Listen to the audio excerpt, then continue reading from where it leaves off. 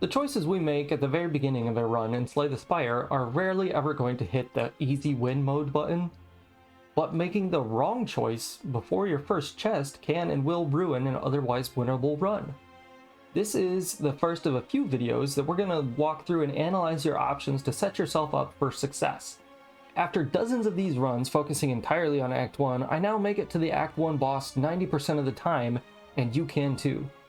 Thanks to Skylark and Bandana Dan for the idea. Each run, Neow is going to offer you an assortment of gifts to jumpstart your run. If you struggle a lot in Act 1, then likely you're pretty familiar with Neow's snarky comments about making it to the first boss, as seen here. And you're offered either an upgrade in your max health, or the enemies in your next 3 fights all have 1 hit point. As with everything else in this game, if you make your choices blindly, without looking ahead, then you may as well just hand your mouse over to RNGesus, because why play a complex strategy game without strategizing? So the big tip for any run at the start is always look at your map before you make decisions, and look at the act you have coming up. You can see your boss here. You can see all the different paths available to you. So if you're offered the 3 enemy encounters with 1 hit point, look at your pathing options to see if you can snipe an elite for an easy relic early on. So for instance, let's take a look at our map here. We have 2 elites early on, and is there any way we can path to those elites within 3 combats? So to get to this elite, we have 1, 2, and then if all 3 of these are events instead of random fights, we can get an elite fight with 1 hit point here. How about this one for the Burning Elite? We have options here where we have 2 fights, a shop, and now we only have to go through 2 random rooms that are events in order to get our elite. And that's a free Burning Elite to get us the green key. Now, before you take this path, also remember that if this guy here ends up being a hallway fight, you're fighting a Burning Elite with only 3 additional cards added to your deck, because this shop is going to be pretty useless unless this is your Serpent or any other events that are going to give you a lot of gold. So I typically gamble here and think, okay, the shot of a green elite for 1 hit point, a free relic, and the green key early on, I'm going to take this path almost every time if I'm offered 3 combats for 1 hit point. Removing a card from your deck early on can be beneficial, as it gets rid of an early strike or defend card that you probably aren't going to want later on. And it's going to make room for better cards that you're going to want to be drawing during your elite fights.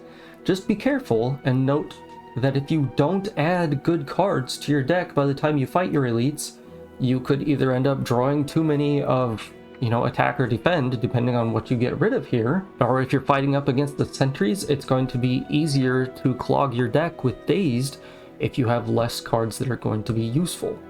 Transforming a card can be super helpful, or it could put something less useful than a strike in your deck for the upcoming early game. Cards like Demon Form and Nightmare are great later on, but early in the game they're almost dead draws because you rarely want to use an entire turn playing one of them. Choose this option with caution. Upgrading a card is okay at the start, but often it's just okay, and rarely is it ever going to be a fantastic choice because you don't know yet how your deck is going to play out. You rarely want to waste an upgrade on a strike or defend, and that leaves very few choices that are actually going to get you past elites. However, you can upgrade your class-specific cards like your Zap or Dual Cast, but remember, Zap and Dual Cast are skills, and skills against Gremlin Knob make Gremlin Knob hit you harder. The last of our less than ideal choices in our no trade tier allows you to choose from one of a selection of 3 colorless cards. Only a few of these are actually going to deal any damage of any kind, unless you get lucky enough to get one of the rares. But take a look at this list here of all the different colorless cards that you have in your random pool, and you might end up with a lot of these that are actually going to be detrimental to you early on in the run. Because once again, you don't get to choose from 1 common, 1 uncommon, and 1 rare. You get to choose from 1 of 3 out of the entire pool. Our final 4 choices in our no trading tier are most of the time going to be our best bet if you don't want to actually make a trade. First off, we have obtain a random rare card.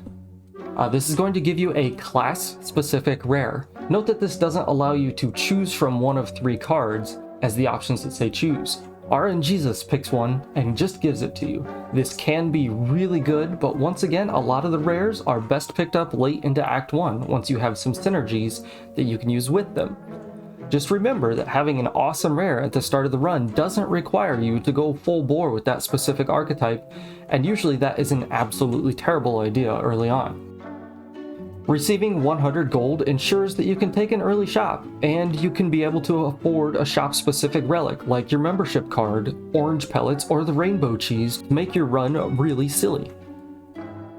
As we move on to the big league boosts, go ahead and leave a caw down in the comments and tell us all what your go-to pick is for Neow bonuses. Removing 2 cards has the shop purchasing equivalent of 175 gold, since the first remove costs 75 and the second removal costs 100. And this also keeps your first shop removal at only 75.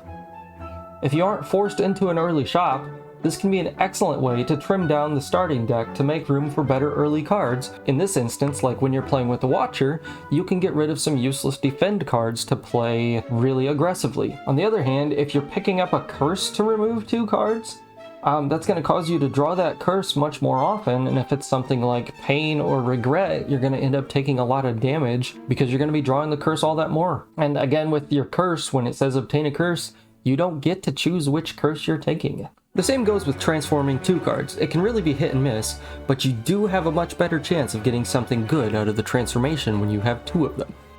Choosing a rare card can really set you up strong at the beginning of the act. Just remember when you choose and when you're building your deck that Act 1 is not the time to build a crazy archetype deck. It's the time to add damage dealing cards, take out elites, and prepare you for Act 2 when you can start to refine things. Also remember that big scaling cards that are really helpful later on may not be all that useful in the early game and could end up getting you a dead draw when you really need something useful. Don't get trapped. Gaining 250 gold is one of my personal favorite choices, especially if it's paired with a not so terrible downside. Taking 18 damage early can be pretty rough. If there's an early shop, which once again, remember, you can always check your map. I have 2 early shops that I could get 250 gold. That gives me 349 gold to play with.